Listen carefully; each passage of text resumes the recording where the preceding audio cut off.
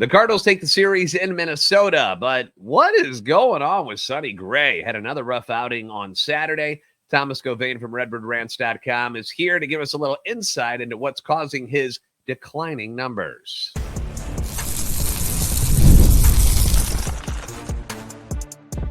You are Locked On Cardinals, your daily St. Louis Cardinals podcast, part of the Locked On Podcast Network, your team every day. Hey there, Cardinals fans. I'm JD Hafford, and I'm a national radio sports anchor, born and raised in the Lou and a lifetime Cardinals fan, and I'm your host for Locked On Cardinals, part of the Locked On Podcast Network, covering your team every day. You can follow me on Twitter, X at JD Sports Radio, and follow the podcast at LO_Cardinals. You can follow my guy, Thomas Govain. He's available on Twitter, X as well, at Thomas Govain, and obviously find all his writings at RedbirdRants.com. We want to thank those of you who make Locked On Cardinals your first listen every day. We are free and available wherever you get your podcasts. You can find us on YouTube. Make sure you like, subscribe, and comment so you interact with us, and hit that notification button so you know when new episodes are posted. This is a show serving Cardinal Nation and giving the best fans in baseball all of the info about the birds on the bat. Today's episode brought to you by SupplyHouse.com, the reliable way to get parts fast. Shop for your next plumbing, HVAC, or electrical job, and get fast shipping from coast to coast at SupplyHouse.com. All right, Thomas, our man from RedbirdRants.com, here with us today. How are things? How school has started? So how are things in your world now that life has picked up a little bit now that summer vacation is over? They're not bad. It's nice to have the routine of school, but honestly, I'll take summer any day of the week. I tell you, man, it's coming to an end here quickly. The season will be over before we know it, but so far, the Cardinals are still hanging on by a very thin thread as they end up taking 2 of 3 in Minnesota against a very good Twins squad who seems destined for the playoffs.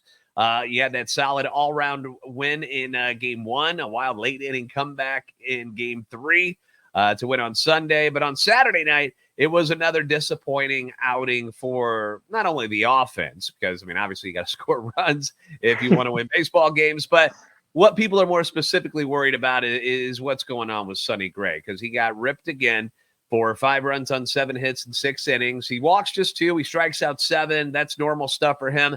But he also gives up 2 home runs, Thomas. And he gives them both up to Trevor Larnach, and he loses his 8th game of the season. And I get a lot of people who continue to hit me up about, and it's been happening all year, where, you know, Sonny Gray is not an ace. He's not a number 1. You shouldn't trust him. He's not that good. And I look at his overall body of work.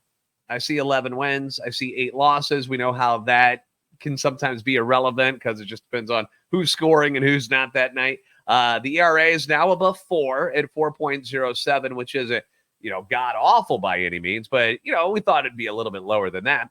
The strikeouts, they're there. 6th highest in the league, just 18 behind the top spot, held by Skubal and Cease. Opponents are hitting 233 against them. That's nothing great. That's in the top 25 lowest in the league. The whip, 1.13, top 20 in the league. But the stat that sticks out is the amount of home runs that he's given up. He's now surrendered 20 dingers this year, which is tied with Miles Mikolas for the most on the team and tied for the 9th highest amount in the league. This is coming off a year where, he was 2nd in the AL Cy Young with the Twins, but he only gave up 8 home runs all year last year with Minnesota. 32 starts, 184 innings, 8 home runs. He's already at 20. It's a career high in one season for him, and fans are wondering, and myself are wondering, what is going on here? And you are the guy that can shed some light on this subject for us. So, in your opinion and in the research you've done, what is going on with Sonny that has led to the long ball doing so much damage against him? Yeah, first of all, the fact that he's 9th overall in time with Miles Mikolas sounds terrible to a lot of people. It's not what we thought was going to happen. No, if you look at the guys ahead of him, though, you see names like Aaron Nola, Pablo Lopez, Shota Imanaga, Freddie Peralta, Luis Castillo. I mean, those are aces of people's staffs, legitimate aces. So, yes, he's giving up a lot of home runs, but there's still guys out there who are having more damage done against them. I think so. Take my word for as little as you want to here. I'm not a statistician by any means, but I did a little bit of digging last night, And I found that there's three main reasons primarily why he's getting hit so hard this year. The first would be his pitches and their locations.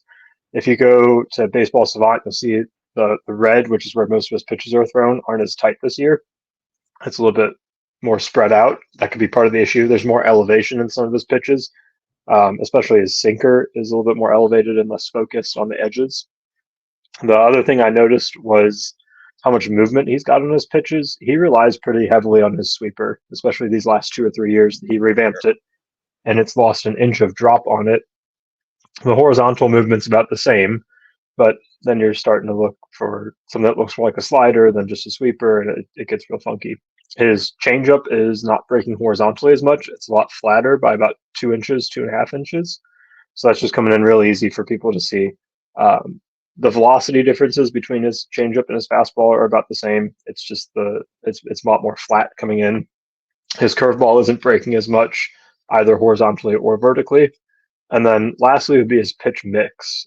He's dropped his curveball quite a bit, I think by about 8% in usage, and he's thrown his cutter more often, which is getting hit significantly harder, especially for average. Not necessarily for slugging, but batting average, people are just hitting his cutter and getting on base. And these are things that Dusty Blake, Sonny Gray obviously have these kind of stats available to them. And it's probably, when it comes to the curveball and cutter thing, it must just kind of be a trust issue for him.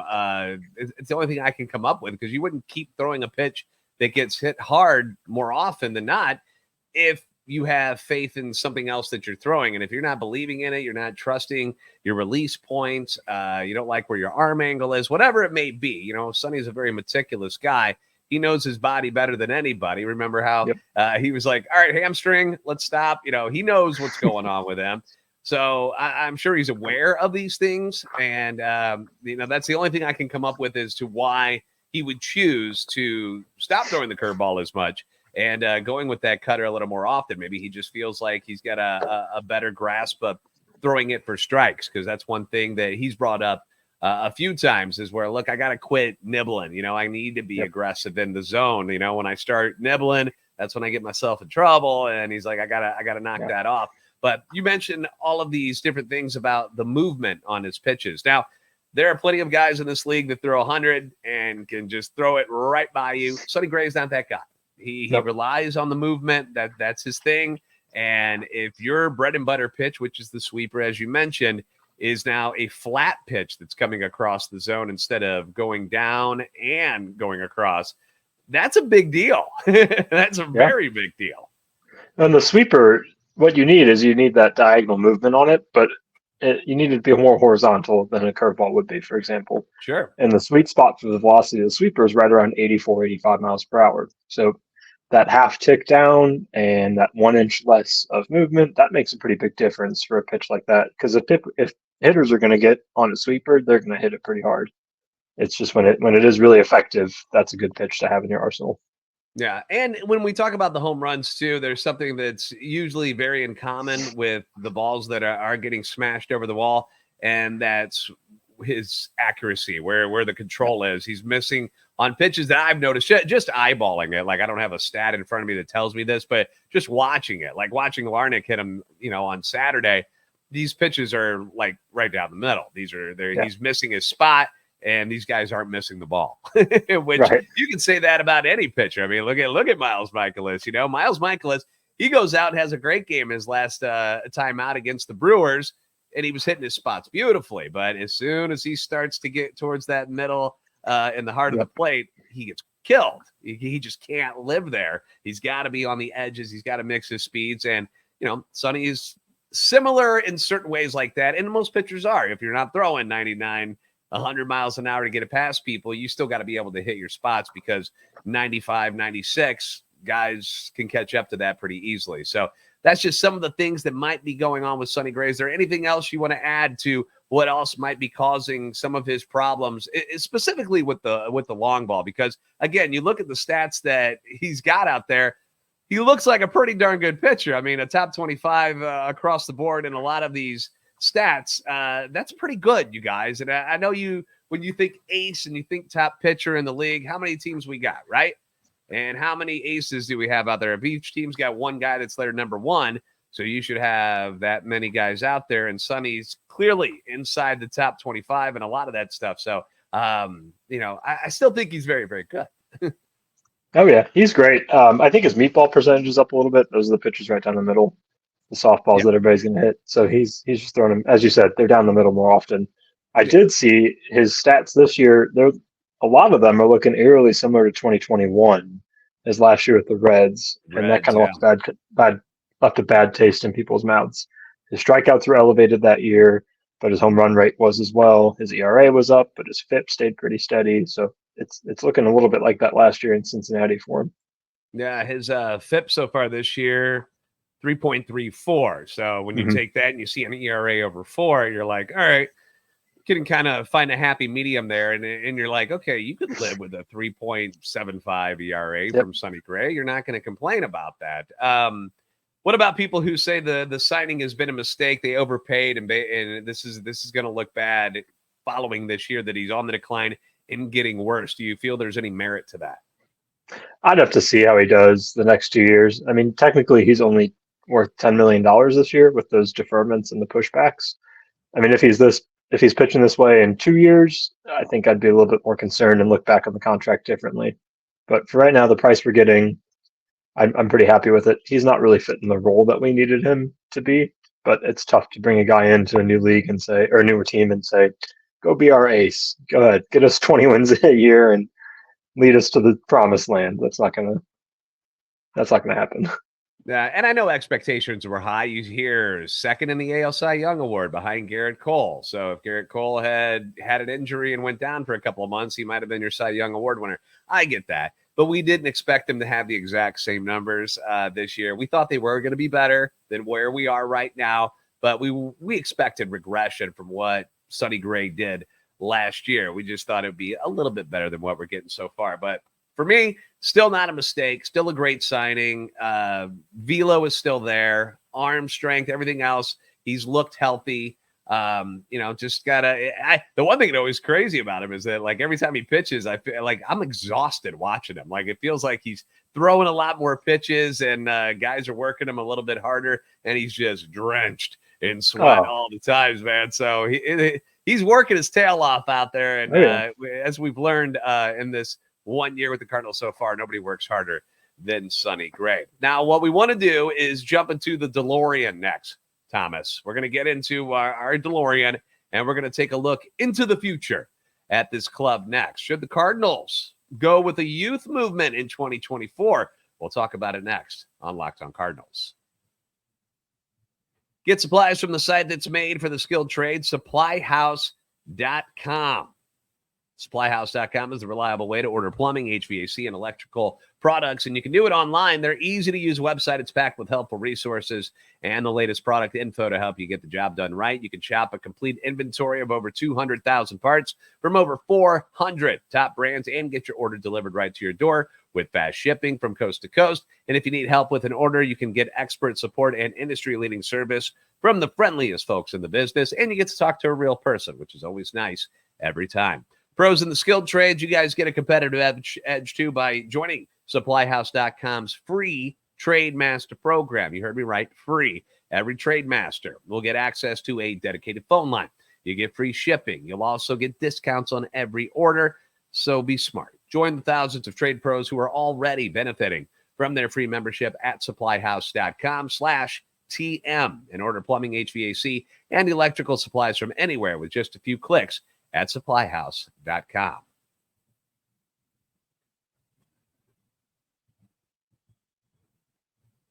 Thank you for making Locked On Cardinals your first listen today. For your second listen, enjoy the Locked On MLB podcast hosted by Sully, who is here daily to provide national expertise with his trademark humor. Prepare for the Fall Classic with Sully, who has it all covered every single day on Locked On MLB, which is available on YouTube or wherever you get your podcast. Part of the Locked On Podcast Network, your team every day. Remember, Cardinals are coming back home again, so you can catch every pitch of the Cardinals hometown broadcast with SiriusXM. Just download the SXM app and search the word Cardinals. Thomas Gouveia from RedwoodRants.com joining us again here today. And we were texting back and forth the other night about what the future of this team might look like, what kind of direction we were hoping that they might go to for next season. Not saying that the season that we're in is over, but they are on life support. It ain't going to be easy. Taking 4 out of 6 from the Brewers and the Twins obviously helps the cause. But let's start with the rotation since we were just talking about Sonny Gray. We've got Sonny, Eric Fetty, who looked amazing on Sunday. Michaelis, who looked really good in his last outing against the Brewers. Steven Matz, who I don't even remember what he looks like. And then Andre Palante, who has been very, very good since becoming a part of the rotation, all under contract for next season. They do hold club options for Kyle Gibson and Lance Lynn. So, Thomas, I ask you, you have to get into John Mozeliak's shoes. You don't get to wear socks, just like him. Would you attack, or how would you attack, I should say, the rotation this offseason? What would you do to kind of put your little touch on it to make them the best that you think they can be? There's 3 guys you mentioned that I think are really going to stay. It'll be Gray, Fetty, and Palante. I'd love to see those 3 guys back out. I think that Gray and Fetty will come back next year and be a little bit more steady, especially Eric Fetty. He's shown the last couple of starts that he's settling in with the Cardinals. Sure. I don't think that we need to accept Gibson and Lance Lynn's options. Are they 13 and 11 million, something like that? Yeah. Right around there. Mm-hmm. I think that those can be declined. Save yourself the $25 million. You can spend that somewhere else, whether that is on one of the top starters like a Max Fried or something like that. Or you can put that towards a position player somewhere if we have that need. I would love to see Miles Michaels get dumped off to anybody who will take him for any amount of money. I'll swallow $15 million. Do you think there's anybody out there that would be like, we'll take him? I think if we eat a chunk of the money, someone will take his 200 innings with a 5 ERA. If we don't, someone will take one of our top prospects for $5 million as well, and they'll be smiling and taking it to the bank. The Braves did that with a couple of people last year. Marco Gonzalez, I think, was one of them. They picked him up for some prospects, dumped him to somebody else. So I think there's a world in which Michaelis could be traded, and then you're left with Fetty, Palante, and Gray. You got 2 spots. I think that Michael McGreevy could get another chance. I see a very good chance that Quinn Matthews is ready to join the rotation, and that's what we need. Those are 3 homegrown guys with two free agents at the top of the rotation. That's what a good rotation looks like. It'll be rocky. Some of the guys might need some time to get adjusted, but from a youth perspective and a future perspective, I think that Gray, Fetty, Palante, McGreevy, and like a Quinn Matthews or even Gordon Graceffo, someone like that, Zach Thompson even.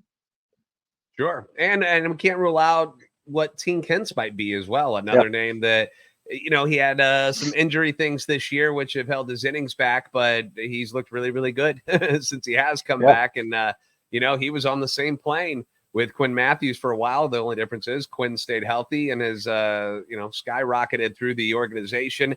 I've got a lot of people, obviously, when you go and you see Quinn Matthews' numbers in the minor leagues right now and how good he's been, you're going to get people like, call him up. Let's go. Put him in the rotation today. Put him in the bullpen. Get him up here. And I'm like, hey, hold on a second. All right. First off, he's in Double-A. All right. Let's let this progress naturally. What has happened the last 2 times we brought up a guy straight from Double-A? And I'm talking about some hitters. Might have heard of them, Jordan Walker and Victor Scott II. Things didn't go so well. They struggled mightily, and you don't want to do that with Quinn Matthews early on. So let him progress, and if he dominates at AAA or is even just really good, that's somebody that you can maybe feel comfortable about putting in the back of your rotation and feel okay about it. So, but I'm not saying you got to handle him with kids' gloves because sometimes we wait a little too long, but I'm saying let him progress a little bit more. I'm not trying to rush him just yet.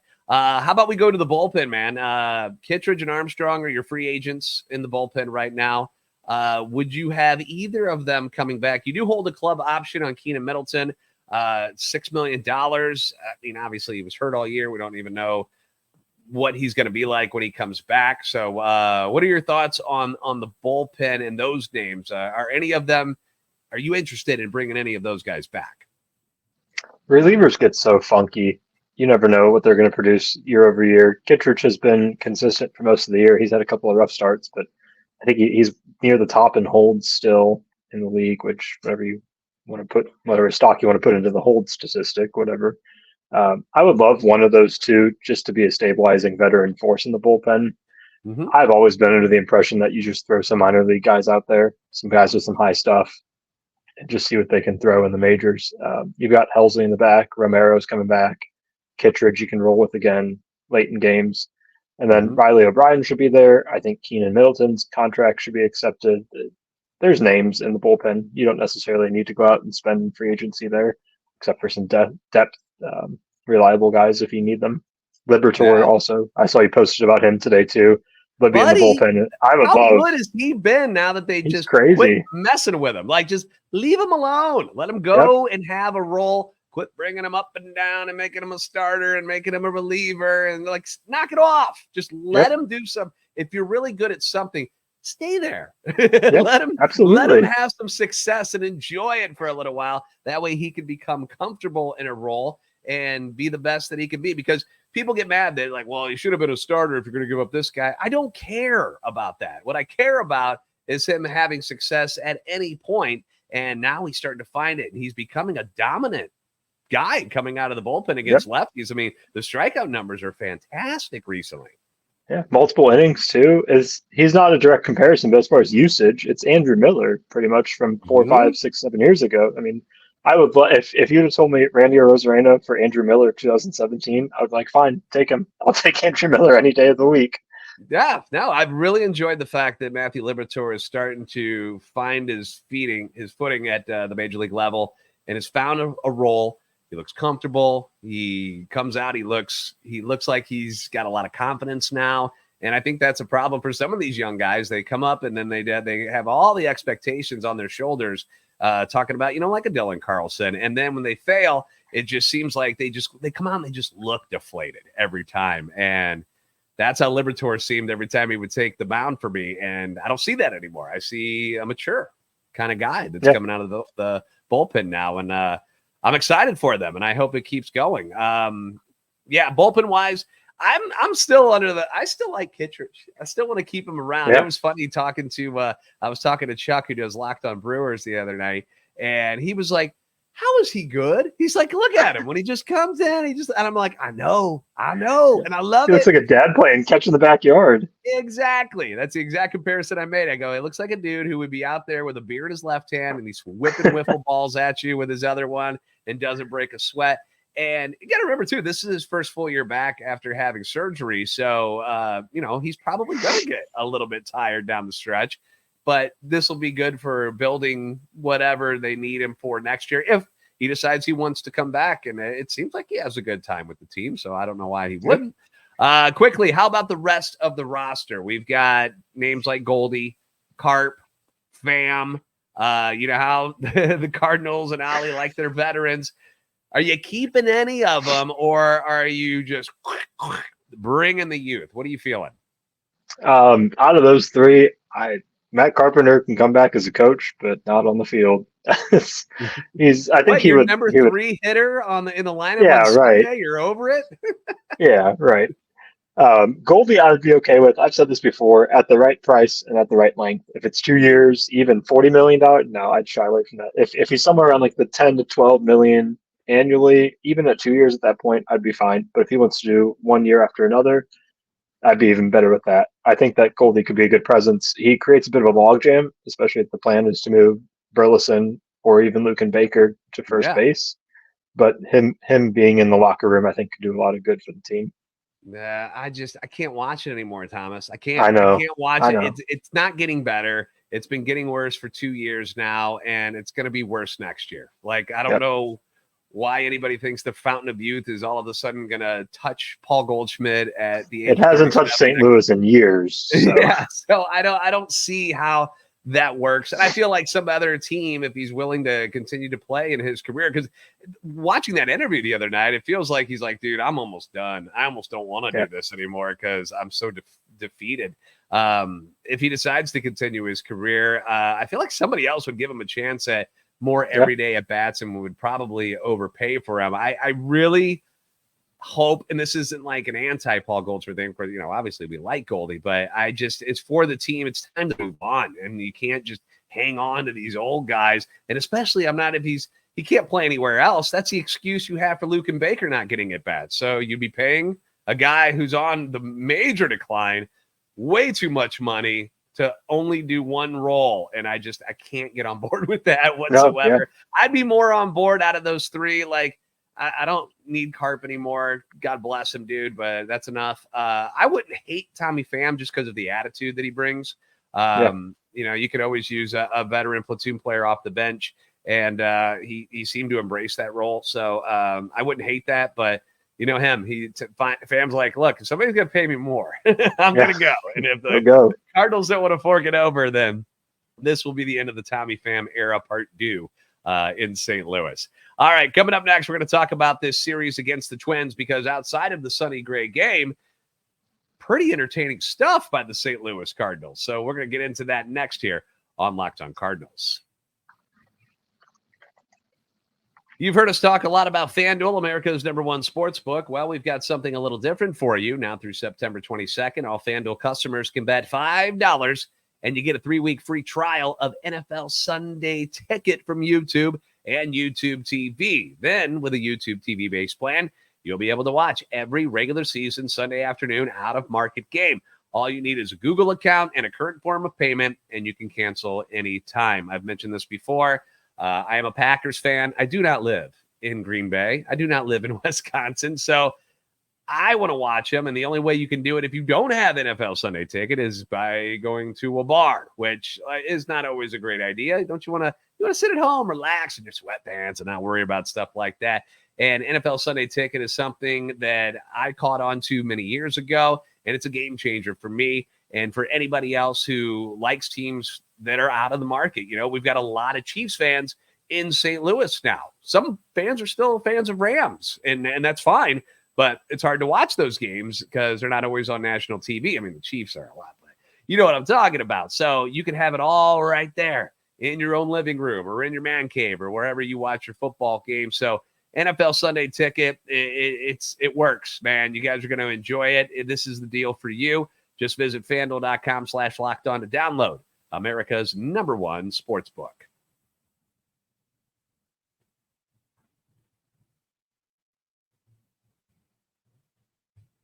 Thank you for making Locked On Cardinals your first listen today. Now go check out the Locked On MLB podcast. Prepare for the Fall Classic with Sully, who's got it all covered every single day. You can find the link to Locked On MLB in the description, so you don't need to search. Part of the Locked On Podcast Network, your team every day. Thomas Govain from RedbirdRants.com with us here today. Your thoughts on the series in Minnesota, things that you enjoyed, because, we talked about no offense on Saturday.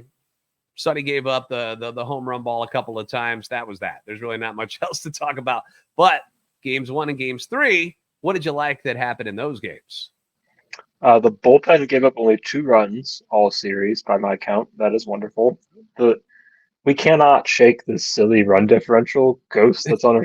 we broke even 9 runs each. It's a 0 run differential, so that's just bothersome at this point. To see them come back today was great. They took advantage of some mistakes by the opposing team, by the Twins, with that bad throw that should have been a game-ending double play. To see Nootbaar be the guy to bring them in, who I think needed a big push. He would be my guy the last month or so. I think Derek Gould and Bernie Miklasz talked about this. Nootbaar needs to be the guy that steps up with Contreras being out now. He's had so much talked about him. He's had those peripherals and the baseball savant page that's dripping in red, but he just hasn't seemed to turn that corner. So to see him get that hit today was huge, I think.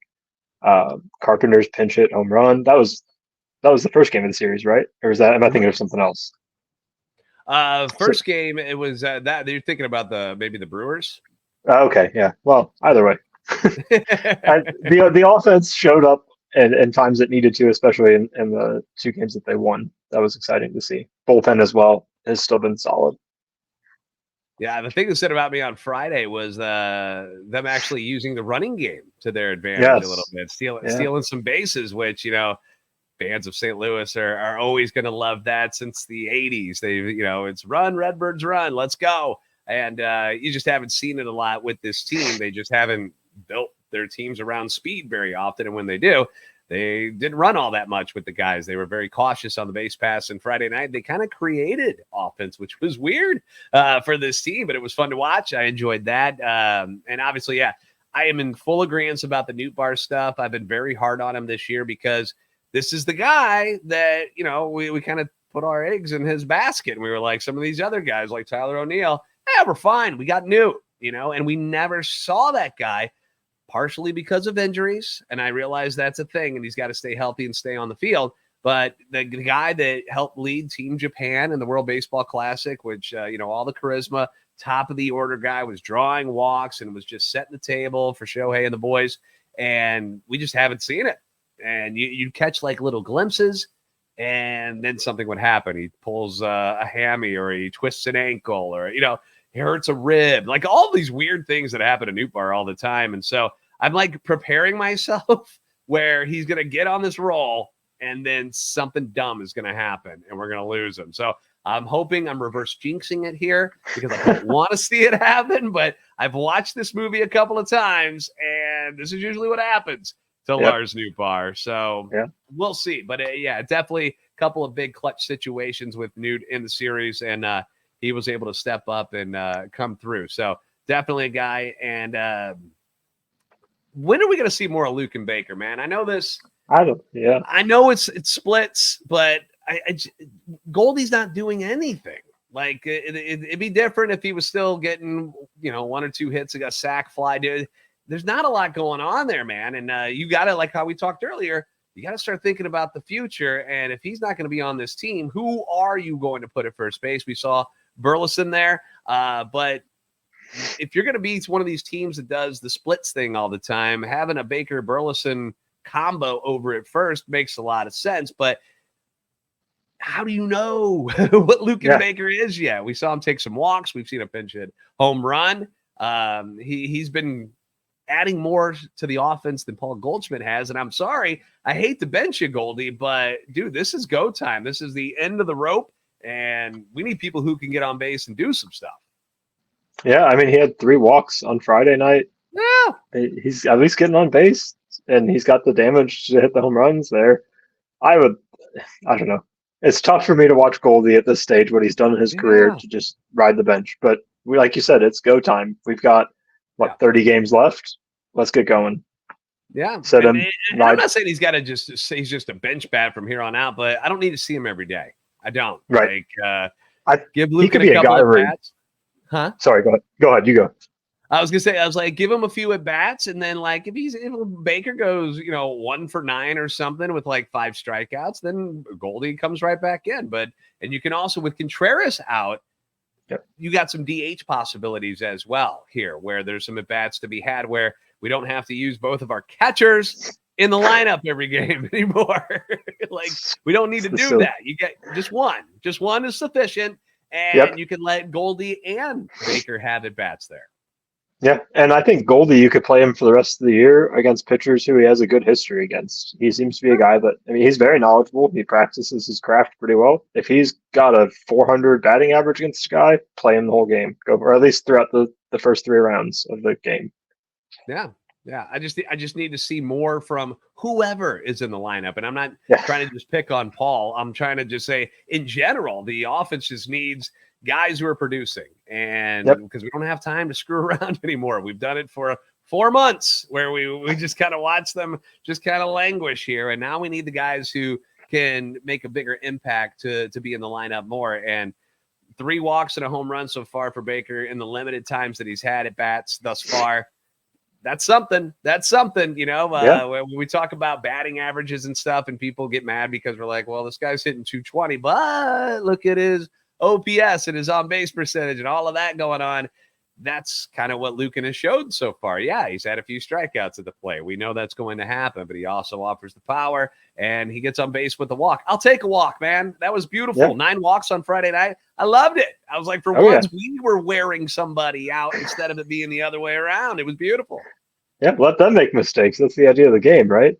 Exactly. What does Brad Pitt say in Moneyball when your opponent is making mistakes? Don't interrupt them. Let it Right. keep going, man. Let them keep doing it. And then we were able to get one him. on against the Twins on Sunday, to see that error at the end of the game. And normally situations like that, what happens? We strike out, we pop up, game over. They came through this time, which was nice. And that's what good teams do. When you screw up, they take advantage of you. That's how the Brewers have been doing it this year. And the Cardinals were able to kind of flip the script this time around. And we're able to do it to the Twins. And I couldn't have been happier for it. So for those of you who still have faith in the Cardinals, good for you. Enjoy the last couple of wins. It's going to be difficult. We got the Padres coming up next, and they have been one of the hottest teams in baseball for a while now. Had another walk-off win on Sunday, which actually did the Cardinals a favor because they beat the Mets, who are one of the teams in front of St. Louis. The Braves also lost. So, they were able to make a little bit of ground here, and that's what it's going to take, man. You got to keep going 2 out of 3, 3 out of 4, and hopefully, slowly but surely, you can catch up to these guys. Yep, let's go win some games. All right. Well, be sure to follow Thomas Govain at Thomas Govain on Twitter X. Make sure you hit him up on redbirdrants.com as well. Any new blogs coming out, things you're writing about in the future here that you want people to be aware of? I've got one coming out. I'm talking about which prospects in the system whose stocks have gone up and which have gone down throughout the year. So that should be coming out in the next couple of days. I think that's all I've got in the queue right now, though. All right. Well, I'm sure we'll get some Quinn Matthews in that one. So he's in there. You made it. And find out what's happening with some of the other guys that maybe haven't been making the cut so well. Go to redbirdrants.com and check out all of Thomas's writings. Appreciate you, as always, brother, for joining us. And thank you guys for making Locked on Cardinals your first listen every day. If you haven't already, give us a follow on Twitter, X at LO_Cardinals and at JD Sports Radio. Like, subscribe on YouTube, and help our channel and love for the Cardinals grow. You guys are the best fans in baseball for a reason. We'll see you next time on Locked on Cardinals.